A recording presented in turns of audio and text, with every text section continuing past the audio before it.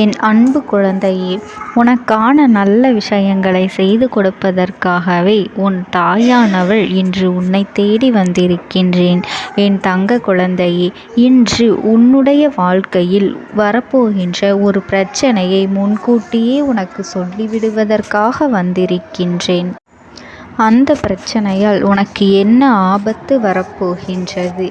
இந்த பிரச்சனையானது உன்னுடைய வாழ்க்கையில் உனக்கு உன்னுடைய குடும்பத்திற்குள் என்ன நடக்கப் போகின்றது? என் பிள்ளையே, உன் குடும்பத்தில் இருக்கின்ற ஒரு சிறு குழந்தையால் இந்த பிரச்சனை உருவாகப் போகின்றது என்று நான் சொல்கின்றேன். அது யாருடைய குழந்தை? எதனால் இந்த பிரச்சனை வரப்போகின்றது என்பதனை உன் அம்மா நான் இன்று உனக்கு சொல்வதற்காக வந்திருக்கின்றேன். என் தங்க குழந்தையே, நீ எதை நினைத்தும் கவலைப்பட்டு கொண்டிருக்காதே. என் தங்க பிள்ளையே, அந்த சிறு குழந்தை நாம் எந்த ஒரு தவறையும் செய்யவில்லை என்று நீ நினைக்கின்றாய் அல்லவா? உன் பக்கம் எந்த தவறும் இல்லை என்பதுதானே இங்கு பிரச்சனையாக இருந்து கொண்டு இருக்கின்றது.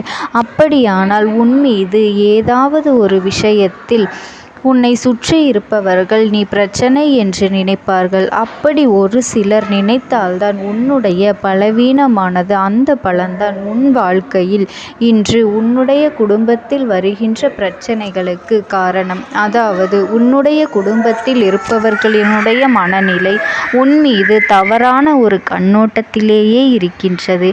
எந்த தவறும் செய்யாமல் இருப்பதனால் நீ நல்ல பெயரை பெற்றுவிடுவாயோ என்கின்ற கவலை அவர்களுக்கு இருந்து கொண்டு இருக்கின்றது. எந்த ஒரு விஷயத்திலும் நீ நல்ல பெயர் எடுக்கக்கூடாது என்பதில் அவர்களினுடைய எண்ணமாக இருக்கின்றது.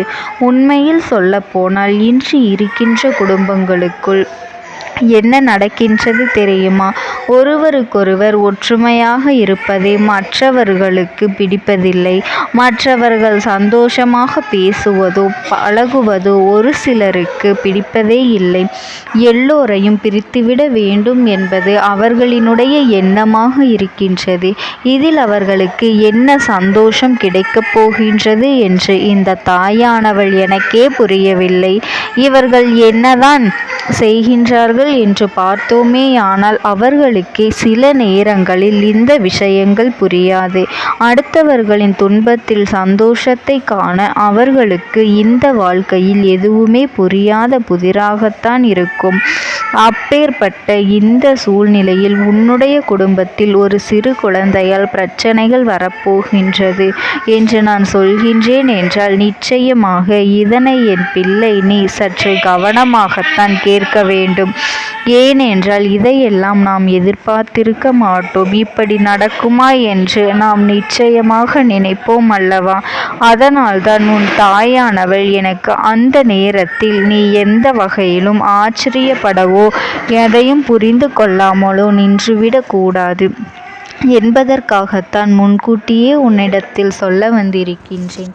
பொதுவாக ஒரு குடும்பத்தில் உடன் பிறந்தவர்கள் இருக்கும் பொழுது எல்லோருடைய குழந்தைகளும் தன்னுடைய குழந்தைகளாக பாவிக்கின்ற மனம் உனக்கு எல்லோருக்குமே நல்லது செய்ய வேண்டும் என்று நினைக்கின்ற மனது உன்னுடையது. யாரிடத்திலும் எந்த ஒரு ஏற்றத்தாழ்வுகளும் பார்ப்பது கிடையாது. நீ மட்டுமல்ல, உன்னுடைய துணைக்கும் இதே எண்ணம்தான். யாரையும் குறைத்தோ மிகைப்படுத்தியோ பேசுவது கிடையாது. எதுவாக இருந்தாலும் எல்லோருக்கும் ஒன்று போல சமமாக இருக்க வேண்டும் என்று நினைக்கின்ற என் குழந்தைகள், அந்த மனதுதான் உன்னுடையது. அப்படி இருக்கின்ற இந்த நேரத்தில் உன்னுடைய உடன் பிறந்தவர்களினுடைய குழந்தைகளுக்கு செய்கின்ற விஷயங்களில் எப்பொழுதுமே எந்த ஒரு குறையும் இல்லாமல் இருந்தாலும் அவர்களினுடைய எண்ணங்களை மற்றவர்கள் மாற்றுகின்றார்கள். எல்லாவற்றையும் தலைகீழாக பேசுகின்றார்கள். நீ செய்வதையே தவறாக சொல்கின்றார்கள். எவ்வளவோ தன்னுடைய பிள்ளைகளுக்கு செய்துவிட்டு உன்னுடைய குழந்தையை மட்டும் இவர்கள் குறைவாக செய்கின்றார்கள் என்று மற்றவர்களின் பேச்சை கேட்டு இவர்களின் மனது மாறுகின்றது. தன்னுடைய உடன் பிறந்தவர்களை பற்றிய எந்த ஒரு தெளிவான விளக்கமும் தெரியாமல் அடுத்தவர்கள் சொல்கின்ற விஷயங்களை நம்புவதனால்தான் உன் உடன் பிறந்தவர்களின் பாசம் என்னவென்று புரியாமல் நிற்கின்றார்கள்.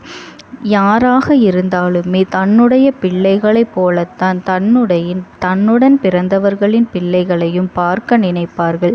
ஒருவேளை அவர்கள் அதுபோன்று இல்லை என்றால் மட்டும்தான் இந்த சந்தேகம் அவர்களுக்கு வரத் தொடங்கும். இல்லாத பட்சத்தில் ஒருபொழுதும் இது போன்ற சந்தேகம் அவர்களுக்குள் வந்துவிடாது.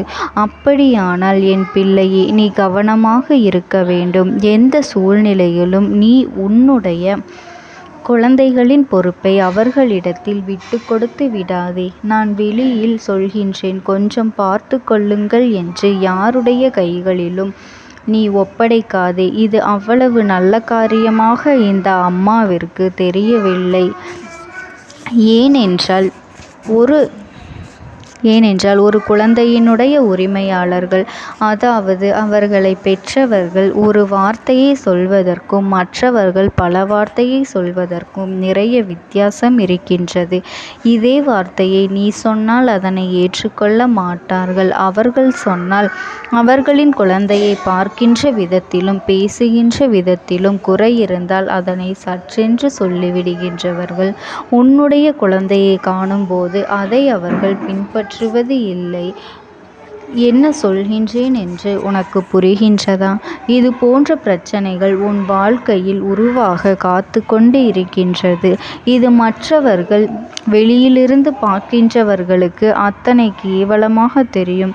அதாவது உன்னையும் உன் குடும்பத்தையும் அத்தனை மோசமாக நினைப்பதற்கு வாய்ப்புகள் உண்டு. இவர்களுக்குள் ஒற்றுமை இல்லை என்றும் இவர்கள் குடும்பத்திற்குள்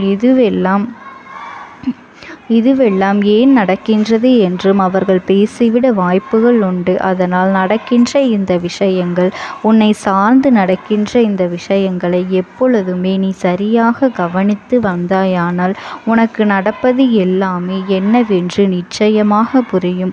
இவர்களிடத்தில் எப்படி நடந்து கொள்ள வேண்டும் என்பதும் உனக்கு புரிய வந்துவிடும்.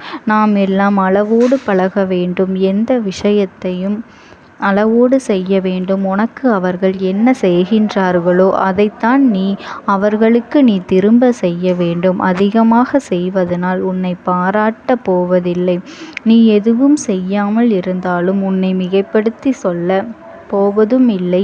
என்ன நடந்தாலும் அதில் குறைகளை மட்டும்தான் சொல்ல வேண்டும் என்று முன்கூட்டியே இவர்கள் தீர்மானித்து வைத்திருக்கின்றார்கள். அதனால் எந்த நிலையிலும் இந்த ஒரு அவப்பெயரை தாங்கிக் கொள்ள நீ தயாராகி விடாதே. எந்த இடத்தில் எப்படி நடந்து கொள்ள வேண்டும் என்பதனை புரிந்து கொண்டு அப்படி நடந்து கொள். நீ மற்றவர்களை உனக்கு மிகவும் நெருக்கமாக வைப்பதனால் உனக்கு யாரும் இங்கே தலையில் தூக்கி வைத்து கொண்டாடப் போவதில்லை என்பதனை என் குழந்தை நீ புரிந்து கொண்டால் போதும்.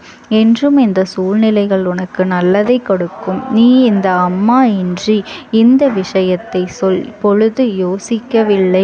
ஆனால் நடக்கும் பொழுது நிச்சயமாக நீ சிந்திப்பாய். அன்றே நம் தாயானவள் நமக்கு சொன்னாலே, அதை கேட்காமல் நாம் இந்த அளவிற்கு இறங்கி ஒரு விஷயத்தை செய்து விட்டோமே. இப்பொழுது அவப்பெயரையல்லவா தூக்கி சுமக்கின்றோம் என்று நீ நினைப்பாய். அதனால் என் தங்க குழந்தையே, இன்றே நான் சொல்கின்ற விஷயங்களை எல்லாம் கவனமாக கேட்டு அதன்படி நடந்து கொள். இந்த தாயானவளினுடைய அன்பும் ஆசீர்வாதங்களும் உனக்கு என்றென்றைக்குமே முழுமையாக கிடைத்து கொண்டே இருக்கும். ஓம் சக்தி. ஓம் ஆதிபரா சக்தி.